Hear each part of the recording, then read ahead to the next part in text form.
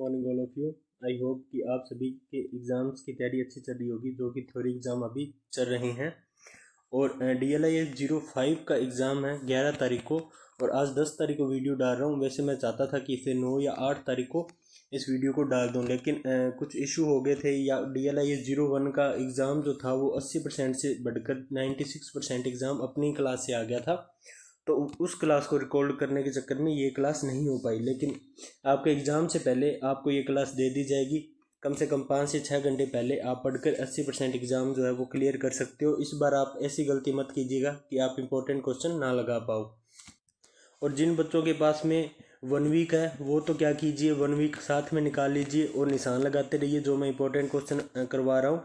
और जिन बच्चों के पास में 1 वीक नहीं है वो यहाँ से एक तो इंपॉर्टेंट क्वेश्चन देख लीजिए और एक उसकी क्या है थ्योरी को पढ़ लीजिए, ठीक है। क्योंकि पिछली बार एग्ज़ाम जो हुआ था DLI-01 का एग्ज़ाम हुआ था, अभी जो 2026 में एग्ज़ाम हुआ था, मैंने विद प्रूफ एक वीडियो डाली हुई है, वो आप वीडियो जाकर देखिएगा, यूट्यूब पर मिल जाएगी, कि सर ने जो बताया वही क्वेश्चन आए। उसके अंदर मैंने स्क्रीनशॉट ले लेकर बताए हुए हैं कि 96% क्वेश्चन अपनी क्लास से आए थे। भाग ए से कम मैं आपको बता देना चाहता हूँ कि सेक्शन ए, बी और सी होता है, जिसमें से ए सेक्शन में आपके 10 गुना 2 मतलब 10 क्वेश्चन करने होते हैं। प्रत्येक क्वेश्चन 2 नंबर का होता है। उसमें से 8 क्वेश्चन आए थे जो 16 नंबर के थे। सेक्शन बी में 4 क्वेश्चन करने होते हैं जो कि एक क्वेश्चन 10 नंबर का होता है, यानी कि टोटल कितने नंबर हो गए 40। और सेक्शन सी के अंदर 8 क्वेश्चन आते हैं और 8 के 8 क्वेश्चन अपनी क्लास से आए थे। और उसके बाद में आ जाए सेक्शन बी के 8 क्वेश्चन आए थे, और सेक्शन सी के अंदर 4 क्वेश्चन आते हैं जिसमें से 2 अपने को करने होते हैं। प्रत्येक क्वेश्चन 20 नंबर का होता है, यानी कि ये भी 40 नंबर का होता है। और ये बढ़िया, सबसे अच्छी बात ये रही कि चारों के चारों क्वेश्चन ही अपनी क्लास से आए थे। तो इसलिए मैं बोल रहा हूँ कि इस बार लापरवाही मत कीजिएगा, पूरी क्लास देखकर जाइएगा। क्या पता आपका भविष्य बन जाए, आपकी बेक ना लगे और आप एग्ज़ाम में पास हो जाओ, ठीक है। और जो बच्चे नए हैं उनको मैं बता दूं, अपना एक चैनल है टेलीग्राम के ऊपर, लाइब्रेरियन क्लासेस के नाम से। अभी तो 901 सब्सक्राइबर दिखाई दे रहे हैं, लेकिन आप जब इसके ऊपर जाओगे तो 1.1K, यानी कि 1.1K प्लस सब्सक्राइबर हो चुके हैं, ठीक है। यानी कि 1000 से भी अधिक सब्सक्राइबर इसके अंदर हो चुके हैं। और मैं आपको बता दूं कि ये जो अभी मैं क्लास करा रहा हूँ इसकी PDF आपको यहाँ पर मिल जाती है, इस टेलीग्राम चैनल पर आपको मिल जाती है। जो न्यू स्टूडेंट है उनके लिए, पुराने स्टूडेंट को बताया तो बस 1 मिनट का टाइम दीजिए ताकि न्यू स्टूडेंट भी इसका लाभ उठा सके। और आपकी समस्या समाधान है तो इस प्रकार से एक लिंक भी दिया गया जिससे आप मुझे डायरेक्ट मैसेज करके अपनी समस्याओं को पूछ सकते हैं। 1 वीक की PDF आपको सेंड कर दी जाती है जब आपकी ये क्लास हो जाती है उसके बाद में, ठीक है। और बाकी जितनी भी इन्फॉर्मेशन है वो यूट्यूब से पहले जो है वो कहाँ पर डाल दी जाती है, टेलीग्राम चैनल के ऊपर डाल दी जाती है। इसलिए टेलीग्राम चैनल को जरूर सब्सक्राइब कीजिएगा जो न्यू स्टूडेंट है। जैसे कि यहाँ पर देख लीजिए DLI-01, 4, 5 और 6 के पहले ही मैंने गेस्ट पेपर की PDF डाल रखी है, ठीक है। अब जिस बच्चों को पता नहीं है, जो पहली बार क्लास देख रहे हैं, उनको ये चीज़ पता नहीं थी, लेकिन और इसको मैंने पिन भी कर रखा है ऊपर। पिन आपको मैं दिखा देता हूँ। यहाँ पर आप देखो, जब चैनल खोलोगे तो इस तरीके का एक इंटरफेस आएगा, उस पर क्लिक करते ही आप सीधा ही इस PDF के ऊपर पहुँच जाओगे यहाँ पर, ठीक है। यहाँ पर पहुँचते ही आपको सारे के सारे गेस्ट पेपर प्राप्त हो जाएंगे, लेकिन इतना काफ़ी नहीं है, आपको क्लास देखकर ज़रूर जानी होगी। और जिन बच्चों ने टेलीग्राम चैनल सब्सक्राइब नहीं कर रखा है, बस 1 मिनट का टाइम दीजिए, अभी मैं अपने क्लास स्टार्ट कर लेते हैं। वो क्या कीजिए, इस QR कोड का स्क्रीनशॉट ले लीजिए और क्रोम पर सर्च कीजिए। अगर क्रोम पर सर्च करने से भी आपको नहीं मिलता है तो आप पहले लाइब्रेरियन लगाइए, फिर इंस्टाग्राम वाला डैश लगाकर क्लासेज लगाइए बिना किसी स्पेस के, तो लाइब्रेरियन क्लासेज लगाते ही अपना चैनल मिल जाएगा। ये अपने चैनल का लोगो है और 1.1K प्लस सब्सक्राइब आपको इसके ऊपर देखने को मिलेगी। हालांकि ये पुराने वीडियो रिकॉर्ड से पहले मैंने PDF बनाई थी जब 901 ही सब्सक्राइबर थे, लेकिन 2 दिनों के अंदर अंदर काफ़ी सब्सक्राइबर बढ़ चुके हैं, ठीक है। हो सकता है जब आप इस PDF पर जाओ तो 1.2K सब्सक्राइबर आपको मिले, ठीक है। अब अपने चलते हैं आगे आपके क्वेश्चनों के ऊपर, ठीक है। आपका पहली ही यूनिट DLI-05 की, उसके क्वेश्चन जो है वो आपके सामने दिखाई दे रहा होगा। इन क्वेश्चनों के मैं निशान लगा देता हूँ। मैं बच्चों को बता दूं कि इसमें छोटे वाले क्वेश्चन जो है वो बहुत कम दिए हुए हैं, तो इतना टाइम नहीं लगेगा। बड़े वाले क्वेश्चनों के बाद में निशान लगवा दूंगा। एक बार मैं आपको ये छोटे वाले क्वेश्चनों के निशान लगवा देता हूँ, फिर बड़े वाले जो इंपॉर्टेंट क्वेश्चन है उनके भी निशान लगवा दूंगा। आपकी पहली यूनिट है, पहली यूनिट का पहला ही क्वेश्चन है, माध्यमिक शिक्षा आयोग 1952 उससे लेकर 1953 के अध्यक्ष कौन थे? और ये जो है वो दिसंबर 2014 और 2021 में पूछा गया है। या फिर जो अथवा वाला क्वेश्चन आपको दिखाई दे रहा है ना बच्चों, यहाँ पर माध्यमिक शिक्षा आयोग का गठन किस वर्ष किया गया था, ये वाला क्वेश्चन जो है वो इम्पोर्टेंट है। आप पहली यूनिट का पहला क्वेश्चन जो है वो इम्पोर्टेंट है, लगा लीजिए, ठीक है। जिन बच्चों के पास 1 वीक नहीं है वो यहाँ से थ्योरी देख सकता है। वैसे टेलीग्राम पर इसकी पीडीएफ भेज दी जाएगी जब आप टेलीग्राम चैनल ज्वाइन कर लोगे, ठीक है। और मैं बच्चों को एक और इन्फॉर्मेशन दे देता हूँ, जो इंग्लिश मीडियम के बच्चे हैं वो मुझे पर्सनल मैसेज कर सकते हैं। मैं उनको इंग्लिश मीडियम वालों को इंग्लिश के अंदर पीडीएफ जो है वो भी अवेलेबल करवा दी जाती है, क्योंकि अगर कोई बच्चा नहीं होता है तो फिर टेलीग्राम पर इंग्लिश मीडियम की पीडीएफ भेजता नहीं हूँ मैं, क्योंकि इससे क्या जो हिंदी मीडियम वाले हैं वो कंफ्यूज हो जाते हैं कि सर ने इंग्लिश मीडियम में भेज दी।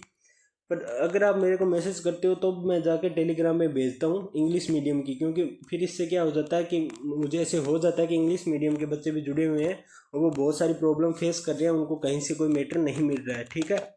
तो अभी अपने बढ़ते हैं आगे। अब अपना 2 नंबर क्वेश्चन है कि स्कूल पुस्तकालय के 2 कार्यों का परिनिगत कीजिए, ठीक है। और जून 2020 में आया हुआ है, दिसंबर 2015, 21 और 18 में भी आया है। विद्यालय पुस्तकालय में कोई 2 कार्य लिखिए, ठीक है। विद्यालय पुस्तकालय के कोई 2 कार्य लिखने हैं। वैसे मैं आपको बता दूं कि DLI 05 जो होता है वो काफ़ी व्यवहारिक सब्जेक्ट होता है, इसमें आप अपनी तरफ से अच्छी चीज़ें लिख सकते हैं। अब अगर आप लिखने में माहिर है तो, अगर नहीं है तो अभी आप यहाँ से थ्योरी देख सकते हैं, ठीक है।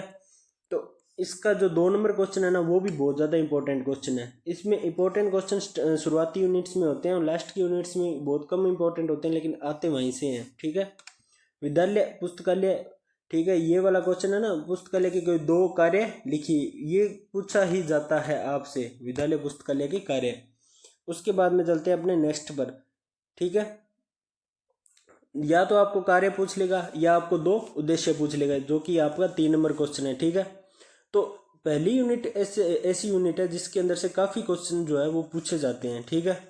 अभी आपको क्या करना है, वो जो मैंने 2 इंपॉर्टेंट लगाए वो करके जाने हैं। लेकिन मैं आपको बता दूं केवल इंपॉर्टेंट ही ना पढ़कर जाए, जो थ्योरी मैं आपको करवाता हूँ वो भी पढ़कर जाए, ठीक है।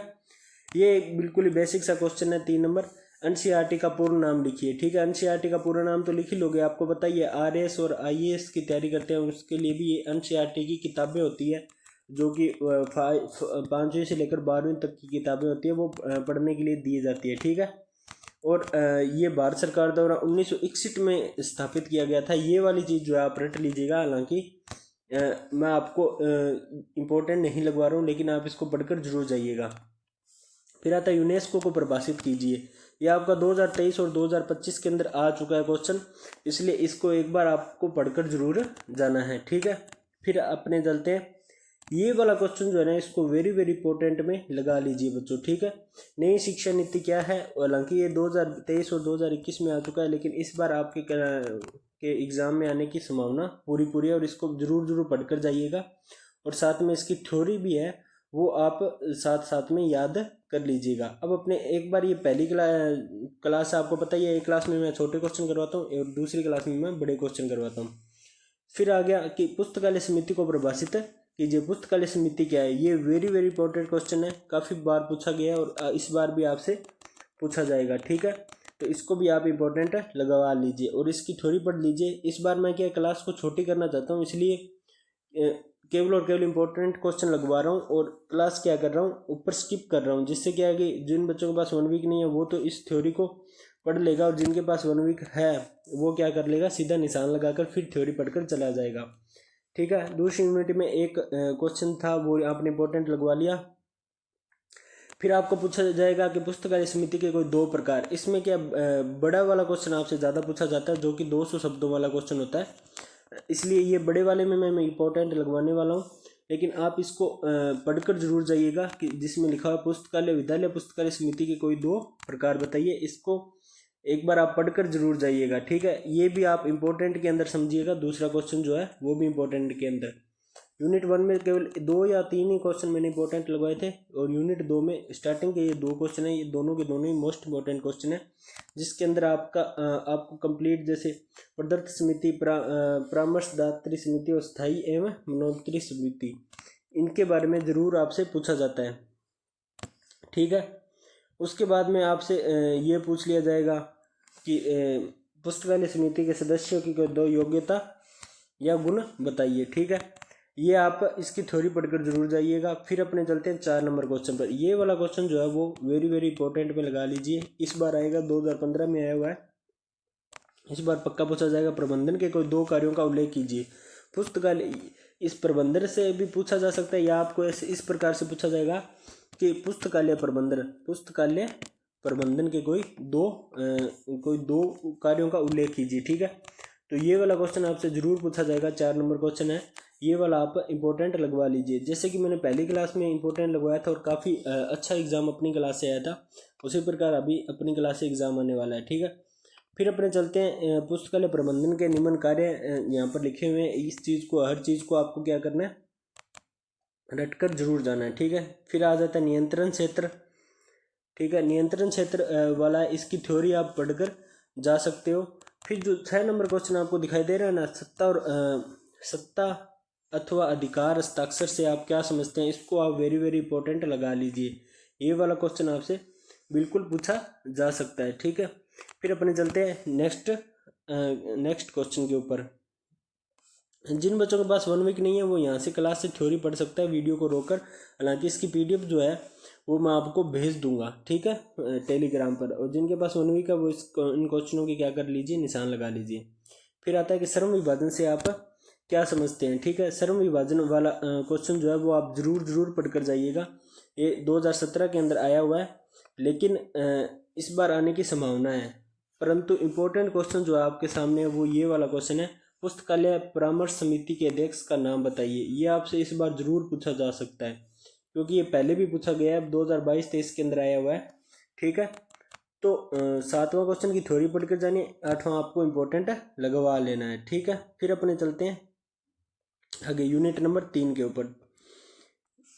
द्विबिंदु वर्गीकरण का उद्गम किस देश में हुआ था? द्विबिंदु वर्गीकरण की पद्धति का प्रतिपादन किसने किया था? ठीक है, अभी DLI 01 का एग्जाम देखा, जिसमें द्विबिंदु से संबंधित काफ़ी आपसे क्वेश्चन पूछे जाते हैं। और इसमें दशमलव वर्गीकरण पद्धति के प्रतिपादन कौन है, इनके मतलब या तो खोजकर्ता का नाम पूछ लेंगे आपसे। ठीक है, या फिर इनकी विशेषताएं पूछ लेंगे। ठीक है, तो ये जो इम्पोर्टेंट क्वेश्चन है वो मैं आपको बता देता हूँ, क्योंकि सच्ची बात तो ये है बच्चों की, इस जो न्यू 1 वीक आई है इसके अंदर बहुत कम क्वेश्चन दिए गए हैं। वो केवल ऐसे क्वेश्चन दिए गए हैं जो इम्पोर्टेंट हो, और उसमें से इम्पोर्टेंट लगाना थोड़ा मुश्किल हो जाता है, लेकिन फिर भी मैं आपको लगवा रहा हूँ। ये 1 नंबर क्वेश्चन है, ये आप जरूर इम्पोर्टेंट लगवाइएगा। ठीक है, फिर आप 2 नंबर क्वेश्चन पर जाओगे तो फिर आपके सामने 2 या 3 क्वेश्चन आएंगे। ये काफ़ी छोटे छोटे क्वेश्चन है, इसको आप बड़ों में मत लीजिएगा, लेकिन ये जितने छोटे दिखते हैं उतने इंपॉर्टेंट क्वेश्चन है। मैं इन 3 और 4 नंबर क्वेश्चन को आपको इंपॉर्टेंट लगवा रहा हूँ। दशमलव वर्गीकरण पद्धति के प्रतिपादन किसने किया था? और पिछले DLI 01 में भी पूछ लिया गया था कि DLIS की खोज किसने की थी। ठीक है, उसके बाद में अपने चलते हैं, DDC का पूरा नाम लिखिए। तो आपको ये 2 चीज़ें जो है, जो बुक्स का पूरा नाम आपसे जरूर पूछा जाएगा, और ये दशमलव वर्गीकरण पद्धति के प्रतिपादन जरूर पूछे जाएंगे। फिर विस्तारशील वर्गीकरण पद्धति का प्रतिपादन जो है वो भी आपसे पूछा जाएगा। हालांकि अभी देख लीजिए 2025 के अंदर इसको पूछा गया है। तो ये जो दूसरा और तीसरा क्वेश्चन हो गया, ये काफ़ी छोटे छोटे क्वेश्चन है, क्योंकि आप लास्ट की यूनिट में आपको क्वेश्चन मिलेंगे ही नहीं, 1 या 2 ही छोटे वाले क्वेश्चन होंगे।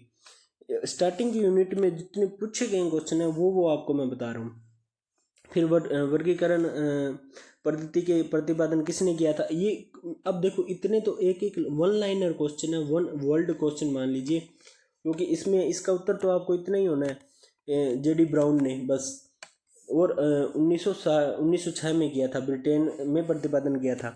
लेकिन यही क्वेश्चन पूछे जाते हैं आपसे, इसलिए मैं आपको इम्पोर्टेंट लगवा रहा हूँ। ये 5वां क्वेश्चन हो गया। किसी भी बुक का प्रतिपादन आपसे जरूर पूछा जाएगा, उसका खोज पूछी जाएगी, और किस सन में किया था वो पूछी जाएगी। इसलिए ये वाले क्वेश्चन है 4था, 5वां, और इससे पहले जो ऊपर क्वेश्चन आए थे, ये तीसरा क्वेश्चन।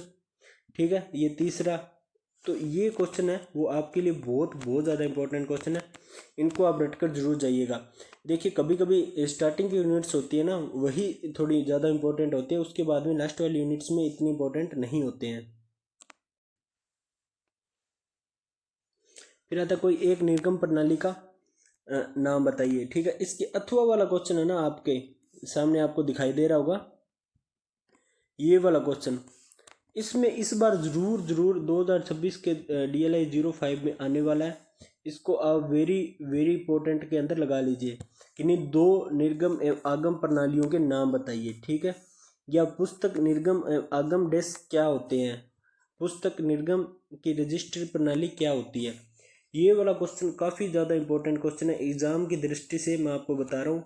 इस बार आप ज़रूर तैयारी करके जाइएगा, इस क्वेश्चन को पढ़कर जाइएगा। और इसको वेरी वेरी इंपॉर्टेंट जो मैं लगवाता हूँ, जिस पर मैं स्टार लगा देता हूँ, वो क्वेश्चन पक्का आता है, ठीक है। फिर अपने चलते हैं, ब्राउन निर्गम प्रणाली किसे कहते हैं, ठीक है। ये हाँ, एक ये वाला क्वेश्चन, ये इसके अथवा में ये मैं बता रहा हूँ। अभी मैं जो ने छठा क्वेश्चन है ना, इसके ही 3-4 क्वेश्चन है ये वाले, जिसको मैं आपको इम्पोर्टेंट लगवा रहा हूँ, ठीक है। उसके बाद आती है अंतर पुस्तकालय आदान प्रदान सेवा को परिभाषित कीजिए। इसकी थ्योरी पढ़कर आपको जरूर जानी है, ठीक है। फिर आपके पास में नेक्स्ट क्वेश्चन आता है 8वां क्वेश्चन, ठीक है, जिसमें लिखा हुआ है निदानी सेल्फ सूची को परिभाषित कीजिए, ठीक है। ये वाला क्वेश्चन इतनी बार पूछा गया है, इतनी बार 2018, 19, 20, 21 और इस बार जरूर आपसे पूछा जाएगा। निदानी सेल्फ सूची को परिभाषित करने वाला किन्हीं दो पत्रिकाओं के नाम बताइए जिन्हें विद्यालय पुस्तकालय में क्रमित किया जाता है। ये 9वें क्वेश्चन की आपको थ्योरी पढ़कर जरूर जानी है। फिर आपको आता है 10वां क्वेश्चन, विद्यालय पुस्तकालय के लिए सूची का कौन सा भौतिक स्वरूप उपयुक्त है, ठीक है। इसके अथवा वाला क्वेश्चन आपको बता देता हूँ मैं, सूची के भौतिक स्वरूपों को परिभाषित कीजिए। वेरी वेरी इंपॉर्टेंट क्वेश्चन है। सूची के भौतिक स्वरूप DLIS 01 के अंदर आया था कि सूची के भौतिक, और उसके बाद में पूछा गया था परंपरागत स्रोत कौन से हैं, परंपरागत स्रोत, ठीक है। ये दो क्वेश्चन जो थे वो आपको DLIS 01 का अभी 2026 में एग्जाम आया था, उसमें ये दो क्वेश्चन पूछे गए थे। एक तो भौतिक स्वरूप पूछा गया था, एक परंपरागत स्वरूप पूछा गया था, ठीक है। तो ये वाला क्वेश्चन है, इसलिए मैं बता रहा हूँ। यहाँ सूची के मुख्यतः 3 भौतिक स्वरूपों के नाम लिखिए। इस बार आपको इंपॉर्टेंट लगा लेना, हालांकि ये DLIS 01 के अंदर आ चुका है, लेकिन हो सकता है DLIS 05 के अंदर इसको वापस से क्या कर दें, दोबारा रिपीट कर दें। फिर आता है संदर्भ पुस्तक को प्रभाषित कीजिए। 2019 के अंदर आया हुआ क्वेश्चन है, इसकी आपको थ्योरी जरूर पढ़कर जानी है, ठीक है। फिर अपने आते हैं 12वें क्वेश्चन पर, पुस्तकालय अध्यक्ष की प्रतिष्ठा किस में है। ये वाला क्वेश्चन आपको इसकी थ्योरी जरूर पढ़कर जानी है। फिर आप अपने चलते हैं 13वें क्वेश्चन के ऊपर, किन्हीं दो निर्गम प्रणालियों के नाम बताइए। वेरी वेरी इंपॉर्टेंट, आप इसको वेरी वेरी इंपॉर्टेंट लगा लीजिएगा। हालांकि ये 2022 में आया हुआ है, पर इस बार 2026 के अंदर इसको जरूर आपसे पूछा जाएगा, ठीक है। और इससे नीचे वाला क्वेश्चन है 14वां क्वेश्चन, प्रबंधन वाला। मैंने आपको ऊपर इंपॉर्टेंट लगवा ही दिया है कि इसके आपसे कार्य पूछे जाएंगे या उसके उद्देश्य आपसे पूछे जाएंगे, ठीक है। प्रबंधन वाला आपको इंपॉर्टेंट लगा दिया है, लेकिन फिर इसको दोबारा रिपीट हो गया तो कोई बात नहीं है, आप इसको दोबारा वेरी वेरी इंपॉर्टेंट के अंदर लगा लीजिए। ये इंपॉर्टेंट आपको लगाना है। बाकी मैं बता देता हूँ बच्चों, थ्योरी आप ज़रूर पढ़कर जाए सभी प्रश्नों की। बाकी इंपॉर्टेंट तो मैं लगवाता रहता हूँ। ज़रूरी नहीं होता है कि DLIS 01 के अंदर अपनी क्लास से 90% या 96% एग्ज़ाम आ गया था, 96% एग्ज़ाम आ गया था, तो इसका मतलब ये नहीं कि 05 में भी आए। अपने को क्या तैयारी पूरी करनी चाहिए, परंतु लास्ट का दिन है, इसलिए कुछ क्वेश्चन ऐसे होते हैं जिनको रट कर जाना चाहिए, वो वाले मैं क्वेश्चनों के निशान लगवाता हूँ। फिर आता पाठ्य सामग्री चयन के कोई दो कार्य या सामान्य उद्देश्य बताइए, ठीक है। ये 2016 ये आपके क्वेश्चन आया हुआ है, 2017 के अंदर आया हुआ है पाठ्य सामग्री वाला, यूनिट 3 का। ये आप इंपॉर्टेंट लगा लीजिए। उसके बाद में चलते हैं अपने आगे। ये 2 नंबर क्वेश्चन है ना बच्चों, मेलविल ड्यू वाला, इससे संबंधित आपसे 2 क्वेश्चन पूछे जाएंगे। एक तो ये 2 नंबर क्वेश्चन है वो आपके लिए इंपॉर्टेंट है। मेलविन ड्यूइंग की पुस्तक सिद्धांत का उल्लेख कीजिए। मेलविन ड्यूइंग की पुस्तक सिद्धांत, इसके अंदर से इतने ज़्यादा मोस्टली क्वेश्चन जो होते हैं ना एग्जाम के अंदर, इस यूनिट से पूछे जाते हैं, और ये काफ़ी लेवल के क्वेश्चन होते हैं, अच्छे क्वेश्चन होते हैं। इसमें आपसे कम 5 से 6 क्वेश्चन मैं आपको इंपॉर्टेंट लगवाने वाला हूँ, क्योंकि इसमें परिग्रह वाला क्वेश्चन भी होगा और इसके अलावा अन्य क्वेश्चन भी होंगे। बहुत सारी सूचियाँ जो होगी वो इसमें पूछी गई होगी, तो इसलिए मैं इंपॉर्टेंट लगवा रहा हूँ। लास्ट की जो यूनिट है उनमें 2 या 3 ही क्वेश्चन, पूरे 1 वीक के अंदर ही 2 या 3 क्वेश्चन इंपॉर्टेंट दिए होते हैं, जिनमें से मैं आपको एक क्वेश्चन लगवाऊंगा। पर आपको स्टार्टिंग की यूनिट के तो ये आपको इंपॉर्टेंट लगवाने ही होंगे। एक तो आपका दूसरा क्वेश्चन लगाना है, इसमें पुस्तक चयन सिद्धांत का उल्लेख आपसे जरूर पूछा जाएगा। हालांकि ये 2023 और 2025 में पूछ लिया गया 17 से लेकर, लेकिन फिर भी ये क्वेश्चन रिपीट होने की संभावना रहती है, इसलिए इसकी थ्योरी जरूर पढ़कर जानी है अगर ये रिपीट नहीं हुआ, क्योंकि ये 2025 में आ गया है। परंतु ये वाला क्वेश्चन जो है ना, ये जरूर पूछा जा सकता है कि मेलविल डेवी ने अपने सिद्धांत में किन क्रियाओं का प्रयोग किया है। ठीक है, ये आप याद करके जाइएगा। फिर आपसे जो नेक्स्ट वाला क्वेश्चन है ना, इसको आप वेरी वेरी इंपॉर्टेंट में लगा सकते हैं, ये आपसे जरूर पूछा जाएगा। ठीक है, 3 नंबर क्वेश्चन, मेलविल डेवी की पुस्तकालय सिद्धांत का उल्लेख कीजिए, मेलविल डेवी की पुस्तकालय चयन के सिद्धांत को बताइए। ठीक है, ये जरूर पूछा जाता है। फिर इसकी थ्योरी के बाद में अपने आगे चलते हैं, मांग एवं पूर्ति। ठीक है, पुस्तकालय चयन की मांग एवं पूर्ति का सिद्धांत, ये 2016 में लिखा हुआ है, हालांकि इसको 2023 और 24 में भी ये आया हुआ क्वेश्चन है। ठीक है, मांग और पूर्ति का सिद्धांत, इसकी आपको थ्योरी जो है वो जरूर पढ़कर जानी है। ये मतलब मोस्टली पूछे जाने वाला क्वेश्चन है, आप इसको इम्पोर्टेंट भी लगा सकते हैं। ठीक है, फिर अपने चलते हैं नेक्स्ट क्वेश्चन पर। ये वाला क्वेश्चन है, इसकी आप थ्योरी जरूर पढ़कर जाइएगा। विषय शब्दकोश का नाम बताइए। ठीक है, उसके बाद में आते हैं परिग्रह। ये मैंने बोला था ना, परिग्रह वाला आपसे जरूर एक क्वेश्चन पूछा जाता है, इसको आप जितना हो सके उतना वेरी वेरी इंपॉर्टेंट के अंदर याद करके जाइएगा। ठीक है, वेरी वेरी इंपॉर्टेंट के अंदर परिग्रह वाला आप लगा लीजिएगा, आप इसको पढ़कर ही जाना है। और फिर आपसे 2 या 3 सूचियां पूछी जाएगी या उनमें अंतर पूछे जाएंगे। 200 नंबर वाला क्वेश्चन आता है उसमें, हालांकि ये 30 शब्द वाला है, इसमें बता देता हूँ। प्रकाशन सूची वाला आ गया, और उसके बाद में एक आ गया विक्रेता की सूची किसे कहते हैं। ठीक है, तो इन दोनों की आपको थ्योरी पढ़कर जरूर जानी है। हालांकि मैंने इंपॉर्टेंट क्वेश्चन जो है वो ऊपर ये वाला क्वेश्चन लगवा दिया है, 6ठा क्वेश्चन जरूर आएगा। इंपॉर्टेंट क्वेश्चन है, वेरी वेरी इंपॉर्टेंट भी आप इसको मान सकते हैं। ठीक है, उसके बाद में आता है अपना नेक्स्ट 7वां क्वेश्चन, इसकी आपको थ्योरी पढ़कर जरूर जानी है, प्रकाशन सूची की। और उसके बाद में आता है 8वां क्वेश्चन। ठीक है, विक्रेता की सूची किसे कहते हैं, ये वाला। फिर आपको फिर से एक चीज और पूछी जाएगी, ये पुस्तकालय सूची को की परिभाषा दीजिए, पुस्तकालय सूची की परिभाषा दीजिए। ये वाला क्वेश्चन भी इंपॉर्टेंट है, आपको 9वां क्वेश्चन जो है इंपॉर्टेंट लगा लेना है। जिनके पास 1 वीक नहीं है वो यहाँ से थ्योरी जो है वो पढ़ सकता है, मैं वीडियो धीरे धीरे ऊपर स्किप कर लेता हूँ। फिर आता है 10वां क्वेश्चन। 10वें क्वेश्चन के अंदर आता है मुख्य संश्लेषण को परिभाषित कीजिए, इसकी आपको थ्योरी पढ़कर जानी है। अतिरिक्त सलेख को परिभाषित कीजिए। ठीक है, इसकी भी आपको थ्योरी पढ़कर जानी है। वेरी वेरी इंपॉर्टेंट क्वेश्चन जो है वो आता है 12वां, परिग्रह पंजिका का मानक आकार बताइए। हालांकि ये 2022 और 25 में भी पूछ लिया गया है, फिर भी मैं आपको इसको इम्पोर्टेंट लगवा रहा हूँ, यानी कि आपके पिछले साल भी इसे पूछा गया था। ठीक है, परिग्रह अभिलेख प्रत्येक ग्रंथ में अनेक रूपों में रखे जाते हैं, लेकिन परिग्रह पंजिका का मानक आकार 16 इंच लंबा और 12 इंच चौड़ा होता है। ठीक है, फिर अपने चलते हैं आगे 13वें क्वेश्चन पर, पुस्तकालय चयन के लिए मांग और पूर्ति का सिद्धांत। दोबारा रिपीट हो गया है, वेरी वेरी इंपॉर्टेंट क्वेश्चन है। मांग एवं पूर्ति के सिद्धांत को जरूर पूछा जाता है। अभी मैं ऊपर लगवा कर आया हूँ, अभी मैं दोबारा इसको इंपॉर्टेंट लगवा रहा हूँ। वेरी वेरी इंपॉर्टेंट क्वेश्चन है, आप इसको जरूर पढ़कर जाइएगा। पुस्तकालय की मांग और पूर्ति का सिद्धांत जरूर पूछा जाता है। ठीक है, फिर अपने आ जाते हैं नेक्स्ट आपकी 5वीं यूनिट के ऊपर, विद्यालय पुस्तकालय के आकार के निर्धारण हेतु होने वाले बिंदु बताइए। ठीक है, ये 2014 और 18 में इसको पूछा गया है। इसकी आपको थ्योरी जरूर पढ़कर जानी है पहले क्वेश्चन की। ठीक है, उसके बाद में अपने आते हैं नेक्स्ट क्वेश्चन पर, बुक स्पॉट क्या है। ये वाला क्वेश्चन आप वेरी वेरी इंपॉर्टेंट लगवा लीजिए, इस बार आपसे जरूर पूछा जाएगा बुक स्पॉट क्या है, 2 नंबर क्वेश्चन।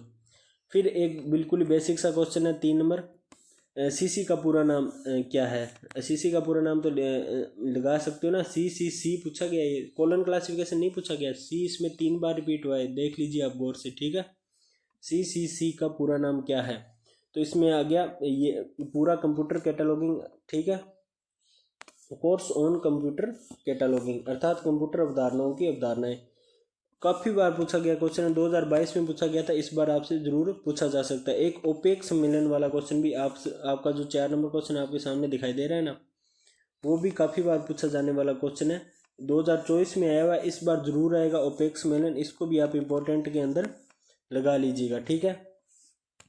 फिर आता है निर्गम काउंटर का संपादन किसके द्वारा किया गया था, इसके कार्य बताइए, ठीक है। इसकी आपको थ्योरी पढ़कर जानी है, ओके।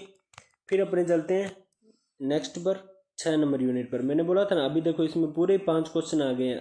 आगे जो यूनिट आएगी उनमें 2 2 4 4 5 5 ऐसे ऐसे क्वेश्चन आपके पास देखने को मिलेंगे। और देख लीजिए, जो पहला क्वेश्चन है पुस्तकालय कालांश से क्या अभिप्राय है, पुस्तकालय कालांश क्या होता है, ये वेरी वेरी इंपॉर्टेंट क्वेश्चन है, काफ़ी बार पूछे जाने वाला क्वेश्चन है। हालांकि 2025 में नहीं पूछा गया, इसलिए इस बार जरूर पूछा जाएगा। ये 2018, 19, 20, 21, 23 में पूछा गया, 22 और 25 में नहीं पूछा गया, इस बार जरूर पूछा जाएगा। इसको आप जरूर आपने रट कर जाना है, काफ़ी इंपॉर्टेंट क्वेश्चन है ये वाला, ठीक है। फिर एक तो पुस्तकालय कालांश पूछ लेगा और एक उसके उद्देश्य पूछ लेगा। कोई भी 2 उद्देश्य पूछ लेगा, इसमें 5 उद्देश्य दिए गए हैं, तो आप इसको 5 उद्देश्य आपको याद करके जाने हैं, ठीक है। यानी कि 2 नंबर की थ्योरी तो आपको पढ़कर जानी ही पड़ेगी।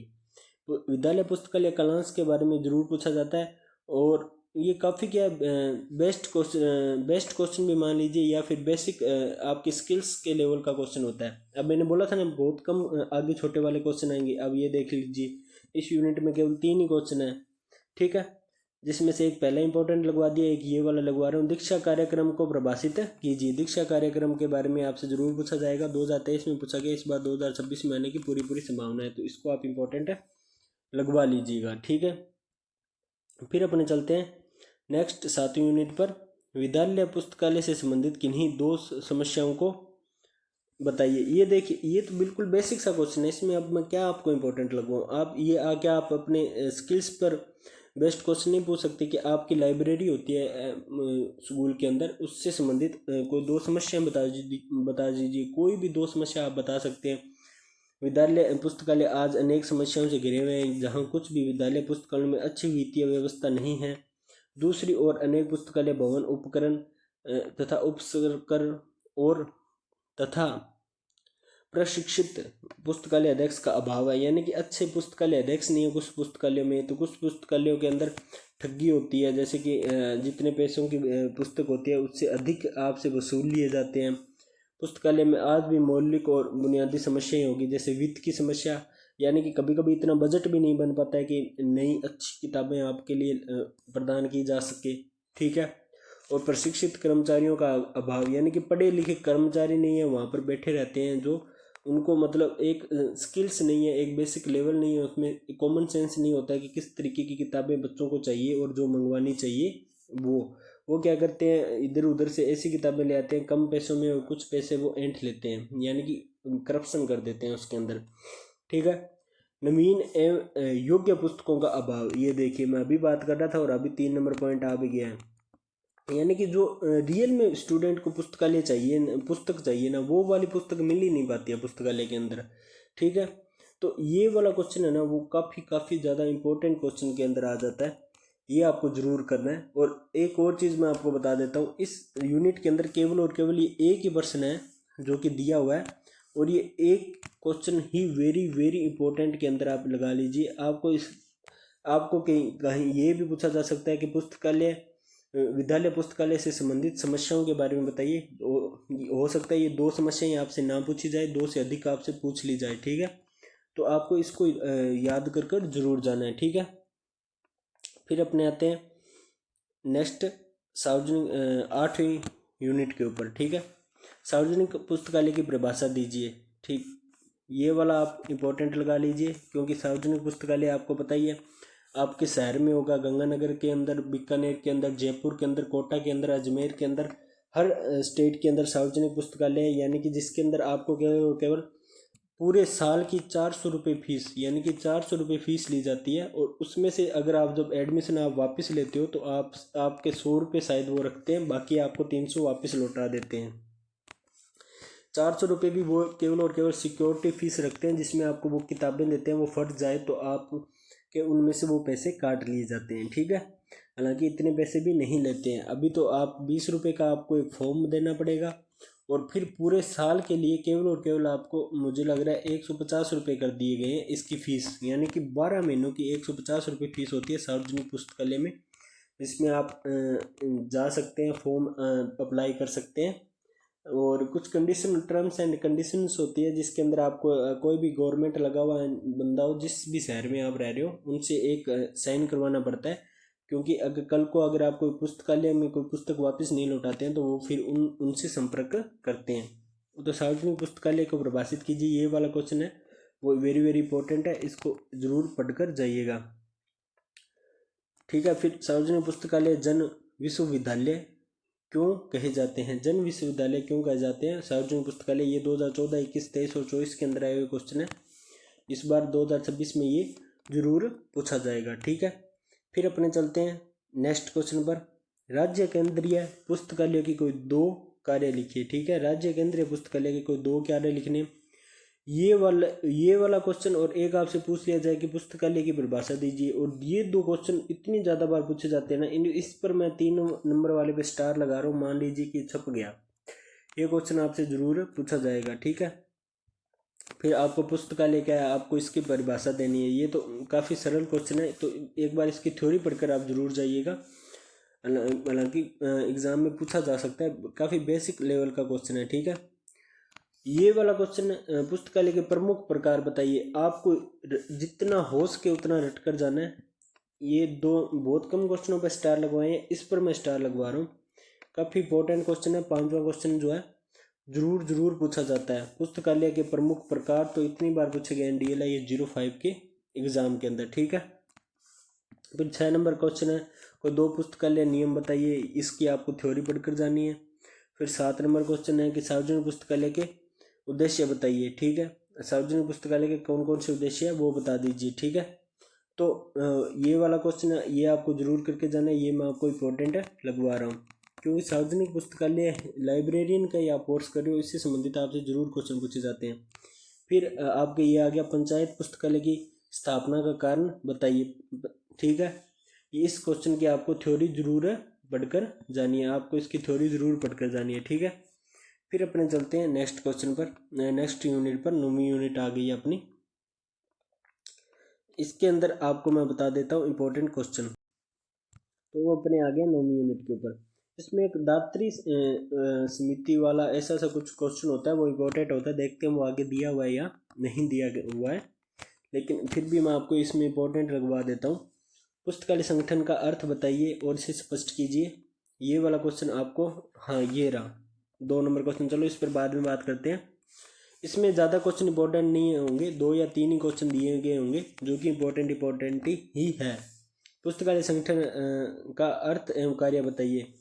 इसकी आपको थ्योरी पढ़कर जानी है। ठीक है, जो इम्पोर्टेंट है वो मैं आपको बता देता हूँ। 2 नंबर क्वेश्चन है ना, इसको आप इम्पोर्टेंट लगा लीजिए। ठीक है, पुस्तकालय परामर्शदात्री समिति के अध्यक्ष का नाम बताइए। ये आपसे जरूर पूछा जाएगा। और ये पुस्तकालय परामर्शदात्री समिति में भारत के लिए किस किस प्रकार के पुस्तकालय तंत्र का अनुशंसा की है। ये आप 2 चीज़ जो है ना, 2 क्वेश्चन आपको जरूर याद करके जाने। इसके अंदर 3 ही क्वेश्चन इंपॉर्टेंट थे। मैंने बोला था ना, लास्ट वाली यूनिट्स के अंदर बहुत कम क्वेश्चन होंगे जो इंपॉर्टेंट होंगे।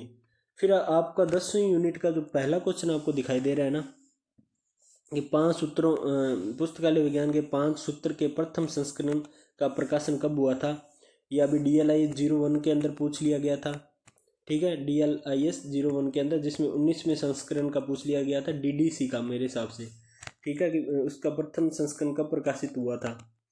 उसके बाद में पुस्तकालय विज्ञान के 5 सूत्र के लेखक कौन है, पंचसूत्र के लेखक कौन है। ये आपको पता ही है कि S R रंगानाथन है। PMEST जो था पंचसूत्र दिया था, PME, हाँ ये वाला नहीं, 5 सूत्र वो दिया था।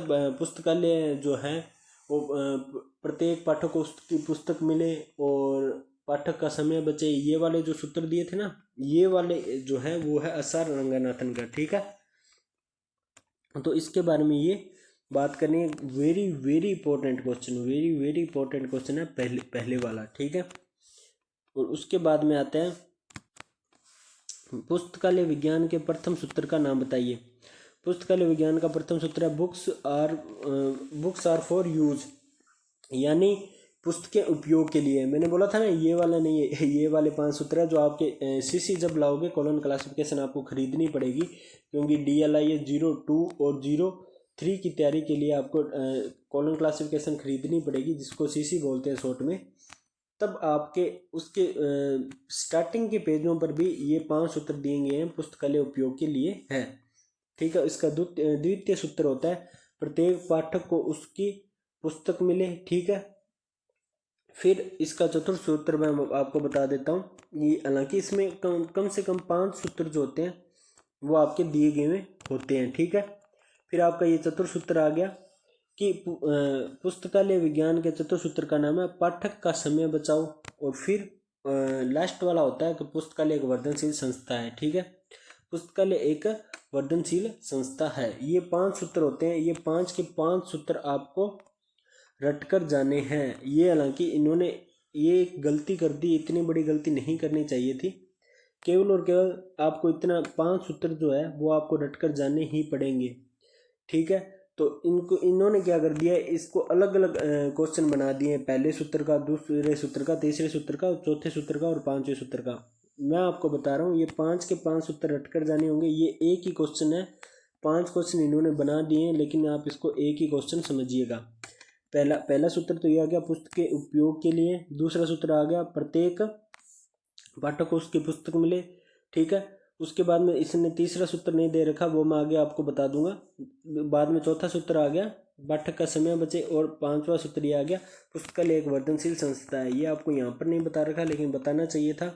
ये एक ही क्वेश्चन है। ठीक है, इसको तो आपको पढ़कर जाना ही पड़ेगा, क्योंकि ये वेरी वेरी इंपॉर्टेंट है। और रंगानाथन का पूरा नाम बताइए।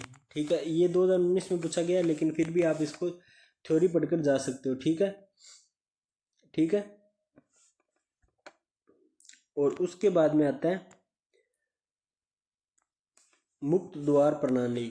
ये वाला क्वेश्चन आप इंपॉर्टेंट लगा लीजिए, इस बार आपसे पूछा जा सकता है, क्योंकि किसके बाद में से पूछा नहीं गया। ठीक है, पुस्तकालय विज्ञान के किस सूत्र में बालक एवं युवा विज्ञान संकल्पना की विवेचना किया जा चुका है। ठीक है, इसके लिए आपको 8वां क्वेश्चन है, इसकी थ्योरी पढ़कर जानी है। इंपॉर्टेंट क्वेश्चन थे वो बता दिए। जब आप बड़े वाला क्वेश्चन करोगे तो पहला क्वेश्चन ये पुस्तकालय विज्ञान के 5 सूत्रों के निधार्थ को समझाइए। ठीक है, पुस्तकालय विज्ञान के 5 सूत्र कौन कौन से, इतनी बार पूछा गया है। ये 500 शब्दों वाला, 200 शब्दों वाला और 500 शब्दों वाला, यानी कि 20 नंबर का क्वेश्चन। ठीक है, और 10 नंबर का क्वेश्चन आपसे जरूर पूछा जाता है। 200 शब्दों वाला 10 नंबर का होता है, 20 नंबर का क्वेश्चन होता है। ये बड़े वाला क्वेश्चन मैं अभी आपको इसी क्लास में लगवा देता हूँ, क्योंकि ये वेरी वेरी इंपॉर्टेंट क्वेश्चन है। आप जितना इसको पढ़ोगे ना, इसके कम से कम है ना, मैं आपको बता दूँ 3 क्वेश्चन आएंगे। एक तो 2 नंबर वाला आएगा, एक आपका 10 नंबर, या तो आपका 10 नंबरों वाला आ जाएगा या 20 नंबरों वाला। कंफर्म है, मुझसे लिखवा लीजिए। इस पर तो ट्रिपल स्टार जो है वो मैं लगवा सकता हूँ। पुस्तकालय विज्ञान के 5 सूत्र जरूर पूछे जाते हैं। मैं अभी भी बोल रहा हूँ कि इसको जरूर रट कर जाना है, याद करके जाना है। ठीक है, अब जो बच्चे नहीं याद करके जाएंगे उनका लॉस है। पुस्तकालय विज्ञान के प्रथम और पंचम सूत्रों के नियमों का उपयोग बताइए। पुस्तकालय विज्ञान के 5 सूत्रों का आधारभूत सूत्र कौन सा है। ठीक है, ये सारा का सारा बड़ा वाला क्वेश्चन आपको रट के जाना ही होगा। फिर अपने आ जाते हैं 11वीं यूनिट पर, विस्तार सेवा से आप क्या समझते हैं। इसमें 3 से 4 क्वेश्चन हैं जो इंपॉर्टेंट है, वो मैं आपको लगवा देता हूँ। विस्तार सेवा से आप क्या समझते हैं, इसकी थ्योरी पढ़कर जानी है, ये इंपॉर्टेंट है। उसके बाद में जो वेरी वेरी इंपॉर्टेंट क्वेश्चन इस यूनिट का है वो ये वाला है, चल पुस्तकालय के बारे में बताइए। चल पुस्तकालय कौन कौन से हैं, वेरी वेरी इंपॉर्टेंट आप लगा लीजिए। ठीक है, उसके बाद में आते हैं नीचे वाला, सार्वजनिक पुस्तकालय के उद्देश्य मैंने आपको पहले लगवा दिया, तो मैं दोबारा नहीं लगवाऊंगा, इंपॉर्टेंट, लेकिन आप पढ़कर जा सकते हैं। हालांकि मैंने अभी लगवा कर आया हूँ सार्वजनिक पुस्तकालय वाला। और ये वाला चौथा क्वेश्चन है, कोई 2 पुस्तकालय नियमों को बताइए। ये भी मैं अभी आपको बता कर आया हूँ। ये नियम वही है, प्रत्येक पाठक को उसकी पुस्तक मिले और पुस्तक के उपयोग के लिए। अरे मैं वही बता रहा हूँ, ये जो 5 सूत्र थे ना, उसी का क्वेश्चन है। मैं अभी आपको 5 सूत्र ऊपर लगवा कर आया हूँ ना, इंपॉर्टेंट। तो उसी में से ये पूछा गया कि कोई दो पुस्तकालय नियम, या तो आपसे 5 सूत्र पूछेगा वो, अगर आपसे सूत्र ना पूछे ना, अगर आपसे सूत्र का प्रयोग ना करे तो नियम पूछेगा। अगर नियम और सूत्र दोनों पूछ लिए जाए तो आपको वही 5 सूत्र रटकर बताने होंगे कि प्रत्येक पाठक को उसकी पुस्तक मिले, पुस्तक के उपयोग के लिए, प्रत्येक पुस्तक को उसका पाठक मिले, ठीक है। और जैसे प्रत्येक पाठक को उसकी पुस्तक मिले, 2 नंबर प्रत्येक पुस्तक को उसका पाठक मिले, ठीक है। 3 नंबर पाठक का समय बचे, 4 नंबर पुस्तकालय उपयोग के लिए, 5 नंबर, ठीक है। मैं आपको बता देता हूँ, पुस्तकालय एक वर्धनशील संस्था है। अभी मैंने आपको 5 के 5 सूत्र, 5 के 5 नियम बता दिए, तो इसको मैं अभी दोबारा इंपॉर्टेंट क्यों लगाऊं जब मैंने आपको पहले ही बता दिया कि इससे संबंधित आपको बहुत ज़्यादा क्वेश्चन पूछे जाते हैं। फिर आपका ये वाला क्वेश्चन आपके सामने दिखाई दे रहा होगा 12वीं यूनिट का, ठीक है, कि सार्वजनिक पुस्तकालय के संदर्भ में जनसंपर्क एवं प्रचार कार्य के परिभाषित कीजिए। इसकी आपको थ्योरी पढ़कर जानी है। इसमें एक इम्पोर्टेंट क्वेश्चन है, वो मैं आपको बता देता हूँ। किन्हीं 2 भारतीय पुस्तकालय सूचना विज्ञान की पत्रिकाओं के नाम लिखिए, ठीक है। वेरी वेरी इंपॉर्टेंट क्वेश्चन है, आपको इसको जरूर पढ़कर जाना है। देखिए लास्ट की यूनिट में 1 क्वेश्चन 2 क्वेश्चन इतने इंपॉर्टेंट होते हैं, ज़्यादा नहीं होते हैं। अब इसमें 3 क्वेश्चन है, तीसरा जरूर पढ़कर जाइएगा। अर्नेट का पूरा नाम 2023 में पूछा गया था, 2026 के अंदर इस बार आपको पक्का ये आपसे पूछा जाने वाला क्वेश्चन है 2026 के अंदर, अर्नेट वाला, ठीक है। तो अभी भी मैं आपको बता रहा हूँ, अर्नेट वाला क्वेश्चन जो है वो आप रटकर जितना जा सके उतना रटकर जाइएगा, ठीक है। फिर अपने आ जाते हैं 13वीं यूनिट के ऊपर। 13वीं यूनिट के अंदर जितने क्वेश्चन इंपॉर्टेंट है वो मैं आपको लगवा देता हूँ। तो इसमें पहला क्वेश्चन है इल्फा का पूरा नाम, ये आपको पढ़कर जाना है, ठीक है। फिर आपका दूसरा क्वेश्चन आ जाता है कि पुस्तकालय संघ को परिभाषित कीजिए। ये मैंने पहले भी बोला था, पुस्तकालय की परिभाषा या पुस्तकालय संघ की परिभाषा पूछी जाएगी, तो इसको आप इंपॉर्टेंट लगा लीजिए। इसमें ये वाला क्वेश्चन आपको दिखाई दे रहा है क्या, तीसरा क्वेश्चन, भारतीय पुस्तकालय संघ की स्थापना किस वर्ष हुई थी, भारतीय राष्ट्रीय ग्रंथालय कहाँ स्थित है। स्टार लगा रहा हूँ बच्चों, पूछा जाएगा, 2025 में पूछा गया था, हालांकि इसमें 2015 लिखा हुआ है। Very very very important question है। पुस्तकालय ग्रंथालय संघ की ग्रंथालय कहाँ स्थित है, और ये वाला, और भारतीय पुस्तकालय संघ की स्थापना किस वर्ष की गई थी, ठीक है। ये आपको जरूर पढ़कर जाना है, ठीक है। इसके बाद में आ जाते हैं आपके 4 नंबर क्वेश्चन, ठीक है। पुस्तकालय संघों के वित्तीय स्रोतों को परिगणित कीजिए, ये वाला भी इंपॉर्टेंट है, आपको पढ़कर जाना है। बाद में इसका राष्ट्रीय संघों के कोई 2 उद्देश्य बताइए। राष्ट्रीय पुस्तकालय संघों के 2 उद्देश्य, 2 उदाहरण, जो राष्ट्रीय पुस्तकालय संघ है ना उसके 2 उदाहरण बताने हैं, सॉरी उद्देश्य बोल दिया था मैंने, तो उसके 2 उदाहरण बताने हैं आपको। तो इसमें 2 उदाहरण आपको आइजलिक और इफ्ला, ये 2 आप उदाहरण दे सकते हैं। उद्देश्य वाला क्वेश्चन जो है वो नीचे वाला है, छठा क्वेश्चन, इसकी आपको थ्योरी पढ़कर जानी है। पुस्तकालय संघ के 2 उद्देश्यों की थ्योरी आप पढ़कर जाइएगा।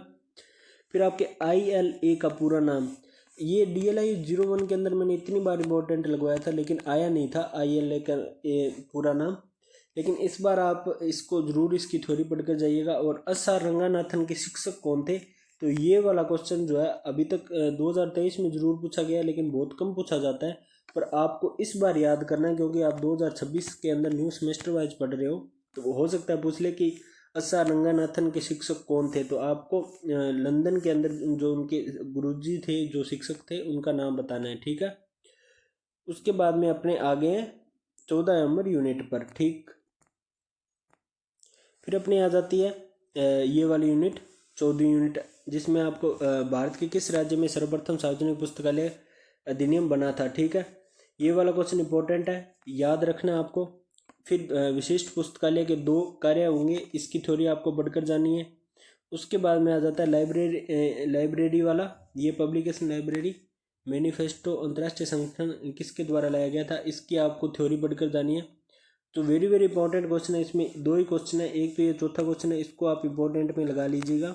किन्हीं 2 पुस्तकालय पुस्तक चयन स्रोतों के नाम बताइए। और एक 5वां क्वेश्चन है जो बहुत रेयर चांस है कि पूछा जाएगा, कभी पूछा नहीं गया, लेकिन फिर भी आपको इसकी थ्योरी जो है बच्चों वो जरूर याद करके जानी है। मैं हमेशा बोलता हूँ थ्योरी जरूर पढ़कर जाइए, जो इंपॉर्टेंट लगाया जाता है उनको रट कर जाना है। फिर 15 यूनिट है, ये तो इतनी ज़्यादा इंपॉर्टेंट यूनिट है, इसमें कुछ क्वेश्चन छोड़ने वाले हैं ही नहीं।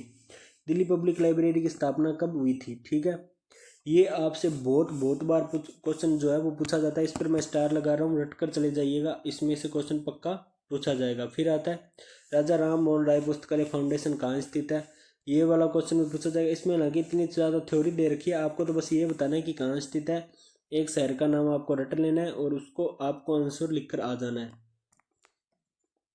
ठीक है। फिर दिल्ली पब्लिक लाइब्रेरी द्वारा दी जाने वाले किन्हीं 2 पुस्तकालय सेवाएं बताइए। दिल्ली पब्लिक लाइब्रेरी की 2 पुस्तकालय सेवाएं बताइए। 15 यूनिट से एक क्वेश्चन पक्का आता है, तो इसमें से ये वाला भी आपको इम्पोर्टेंट है, लगवा लेना है, ठीक है। फिर अपने चलते हैं, भारत के किस तत्कालीन राज्य में सार्वजनिक पुस्तकालय विकास का आगाज हुआ था, ये वाला क्वेश्चन भी आपको इम्पोर्टेंट लगवा रहा हूँ, क्योंकि इसमें इतनी ज़्यादा क्वेश्चन पूछे जाते हैं ना इस यूनिट के अंदर। इसमें केवल 4 ही क्वेश्चन थे जिनको मैंने इंपॉर्टेंट लगवा दिया, जिनमें 2 को इंपॉर्टेंट लगवाया, एक तो आप चौथा इंपॉर्टेंट लगा लीजिए और उसके बाद में एक आपको मैंने पहला इंपॉर्टेंट लगवाया था ना, एक आप पहला इंपॉर्टेंट जरूर लगा लीजिएगा। ये दोनों क्वेश्चन जो है वो ज़रूर पूछे जाते हैं, ठीक है। फिर अपने नेक्स्ट चलते हैं, एनसीईआरटी का पूरा नाम लिखिए। ये मुझे लग रहा है कि कोई पुराना पेज आ गया वापस से अपने पास। अब मैं उन बच्चों को बता देना चाहता हूँ जो बच्चे इस चैनल के ऊपर न्यू हैं, हालांकि बच्चों को बता दिया कि अभी तो आपके एग्ज़ाम होंगे, पर आपके DLIS के अभी प्रैक्टिकल भी तो होंगे ना, 02 और 03। और 02 तो इतना हार्ड है कि आप सोच भी नहीं सकते। 02 में जितने बच्चों को फेल किया जाता है, तो उतना तो DLIS 03 के अंदर भी नहीं किया जाता, जिसमें कैटालॉगिंग बनानी होती है, CCC जिसके अंदर होती है आपकी। तो उनके लिए मैं बता देना चाहता हूँ, जिनके प्रैक्टिकल अभी इन दिनों है, तो वो न्यू बेंच को तो ज्वाइन कर नहीं पाएंगे, क्योंकि न्यू बेंच तो अभी 15 तारीख से स्टार्ट होने वाला है। तो आपको क्या करना है, इस चैनल की प्ले लिस्ट के अंदर जाना है। प्ले लिस्ट के अंदर जाते ही आपको क्या मिलेगा, इस प्रकार से प्ले लिस्ट मिल जाएगी, जिसमें नीचे जब आप जाओगे तो उसमें ओल्ड बेंच पड़ा है अपना, बिल्कुल फ्री और निःशुल्क बेंच है, DLIS 02 और उसके बाद में DLIS 03 का, ठीक है। अभी तक ये बेंच फ्री है, हो सकता है आने वाले कुछ महीनों में, हालांकि इस बार हो नहीं हो सकता, नेक्स्ट ईयर से जब न्यू बेंच शुरू हो जाएगा, तो हो सकता है कि दोनों बेंचों की फ़ीस जो है, इस बेंच की फ़ीस 30 रुपये रख दी जाए। सबसे कम फीस में अपने ही करवाने वाले हैं, हालांकि मैं चाहता नहीं रखना। 30 रुपये इसकी फ़ीस रख दी जाएगी, 30 रुपये इसकी फ़ीस। 30 रुपये इसलिए बच्चों की अपने यूट्यूब चैनल का जो थोड़ा मोटा खर्चा आता है वो निकल सके। 30 रुपये फ़ीस ज़्यादा तो नहीं है, आप मुझे कमेंट में बताइएगा अगर आपको 30 रुपये भी इसकी ज़्यादा फीस लग रही है कंप्लीट बेंच की, ओल्ड बेंच की। हालांकि मैं अभी रख नहीं रहा हूँ, हो सकता है कि मैं 1 साल और फ्री इसको चला दूँ। हालांकि पिछले साल भी ये फ्री था, इस साल भी ये फ्री होगा, टेंशन मत लीजिए, क्योंकि बाहर आपको 700 800 रुपये में कोर्स मिल रहे हैं। न्यू बेंच जो होगा आपका 15 तारीख के बाद आएगा, वो आपका बिल्कुल फ्री होगा, उसके लिए आपसे कोई चार्ज नहीं लिया जाएगा, जिस तरीके से ये पुराने वाला बेंच आपको फ्री में दिया गया था, ठीक है। क्योंकि आपको निःशुल्क क्लासें मिलेगी, उसके अंदर कोई दिक्कत नहीं है। लेकिन जो स्टूडेंट अभी भी ये 1 साल तक और फ्री है, तब मैं बोल रहा हूँ 1 साल तक और फ्री है ये बेंच, तो जितना हो सके उतना आप सीख लीजिए, इससे लाभ उठा लीजिए। 2027 में जाकर मैं इसको, हो सकता है कि बहुत कम फीस, यानी कि 30 रुपये इसके लूँगा, 30 रुपये इसके लूँगा, टोटल रुपये 59 का आपको प्रीमियम लेना पड़ेगा यूट्यूब का, मेरे चैनल का। तो बस 59 में आप ये क्लासें देख लोगे। हालांकि अभी मैं नहीं कर रहा हूँ, अभी 1 साल तक फ्री है, आपका डिप्लोमा हो जाएगा, टेंशन मत लीजिए। पर मैं आपको बता रहा हूँ कि आप यहाँ पर दोनों कोर्स जो है आपकी कंप्लीट सीक्वेंस वाइज क्लासेज है, वो मिल जाएगी DLIS 02 और 3 की, ठीक है। आपका न्यू बेंच है वो भी मैं आपको बता देना चाहता हूँ, इसकी अभी एक क्लास आई थी, फिर मैं BLIS की क्लासें लेने लग गया था। ये 15 फरवरी से आपका न्यू बेंच जो है वो स्टार्ट कर दिया जाएगा, तो आप न्यू बेंच लगवाना बिल्कुल भी मत भूलिएगा। अगर आपका कोई भी साथी BLIS कर रहा है तो उसे ज़रूर बताइएगा कि आपकी AACR और BLIS 03 और 4 की क्लासें इस चैनल पर उपलब्ध है, ठीक है। और एक और मोस्ट इम्पॉर्टेंट चीज़ बता देना चाहता हूँ, कुछ बच्चों को हमारा टेलीग्राम चैनल नहीं मिलता है, तो ये अपना यूट्यूब चैनल है। यूट्यूब चैनल पर जब यहाँ पर एक चीज़ दी गई है ना, सभी छात्र ध्यान दीजिए, जब आप इस मोर पर क्लिक करोगे ना, तो बहुत एक डिस्क्रिप्शन में लिखी होगी और इसके जस्ट नीचे टेलीग्राम चैनल के लिंक दिए होंगे, ठीक है। तो आपको इम्पोर्टेंट सूचनाएं जो थी वो मैंने बता दी। अभी के लिए ये वाली चीज़ जो है वो 100% आपके लिए बिल्कुल सत्य साबित होने वाली है। कि यहाँ पर निःशुल्क DLIS और BLIS का लाभ मिलेगा, जिसके अंदर आपको क्रमबद्ध तरीके से सारे क्वेश्चन करवा दिए जाएंगे, जो कि मैं करवा रहा हूँ। निःशुल्क लाभ उठाओगे इसके, अभी भी आप निःशुल्क लाभ उठा सकते हो आज के टाइम में भी, और अभी भी ये बिल्कुल फ्री है और आपकी क्लासें बिल्कुल फ्री है। और आज भी देखोगे 2027 हो सकता है कि अगर मेरे स्टूडेंट अच्छे जुड़ गए, मान लीजिए कि 2026 के अंदर मेरे 5 के सब्सक्राइबर हो गए, तो फिर मेरे को जरूरत ही क्या है, फिर मेरे तो यूट्यूब चैनल से ही अच्छा खासा चल जाएगा काम। तो फिर तो मैं इसको फ्री रखने वाला हूँ। हालांकि 2027 तक तो मैं बिल्कुल फ्री ही देने वाला हूँ, टेंशन मत लीजिए। फिर तो 30 रुपये फीस ज़्यादा नहीं होती है, 30 रुपये तो आप चॉकलेट खा जाते हो घर में बैठे बैठे, ठीक है। फिर आ जाता है लाइब्रेरी प्रैक्टिकल क्लासेज, इसके अंदर आपको फ्री मिलती है। इंपॉर्टेंट गेस्ट पेपर जो अभी आपको करवा रहा हूँ और जो टेलीग्राम पर मैं आपको सेंड करता हूँ, उन सभी का आप यहाँ पर लाभ उठा सकते हो। तो इस चैनल के बहुत फ़ायदे हैं। जितने भी आप ग्रुप पे आप जहाँ पर जुड़े हुए हैं, आप उन वहाँ पर इस चैनल को शेयर कीजिए। यही आपकी फ़ीस है। जितना आप इसको शेयर करोगे, जितने अधिक से अधिक बच्चे आप जोड़ोगे बच्चों, उतना ही अपना चैनल जो है बड़ा होता जाएगा और उतने ही बच्चों को फ्री क्लासेस का लाभ जो है वो मिलेगा। और जिन बच्चों को टेलीग्राम चैनल ज्वाइन नहीं किया, वो जरूर टेलीग्राम चैनल ज्वाइन करें। थैंक यू सो मच बच्चों।